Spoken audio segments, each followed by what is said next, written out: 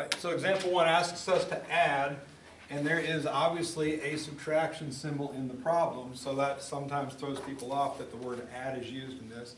Generally, we're dealing with algebra type stuff involving signed numbers. Typically, the word add is almost always used to describe the problem.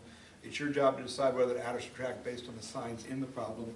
But your first priority is to get it down to a problem with no parentheses in it. So again, if this is the problem written in my book the way it's written, I've got negative 11. Once the number's done, that's the end of that number.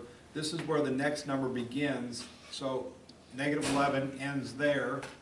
This is the next number, all the way to the number. All the signs in front of it belong to that number. So that's where that one ends. So the number, or the parentheses at the end of the number, that's where the number ends. Everything in front of that number, all the way up to the previous number, belongs to the second number. So when I see negative 11, the only thing affecting it is the minus sign. There's exactly 1, which is an odd number minus sign, so negative 11 is what that is. The 5 has exactly 2 minus signs attached to it. 2 is even, so it's going to be plus 5. All right?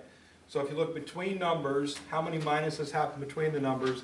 If it's even, 2, make it a plus. If it's odd, 1 or 3 or 5, make it a minus. So you only have a single object here, negative 11, plus or minus a single object there, 5. You want to write it without all the bulk, without all the parentheses, without multiple minus signs, and so on and so forth. You want to make it the simplest expression possible. Then you make your decision. Even though it says to add, maybe you add, maybe you subtract. It depends on the signs in the problem. These signs are opposite, so I subtract. 11 is bigger than 5, so it's negative. Right. Rewrite the problem in a better structure, and then make a decision. Should I add or subtract? Then make the decision, should it be positive or negative? Everything's based on rules. I'm not just randomly making up stuff here. I'm applying rules each time as I go through the process to get the correct sum or difference.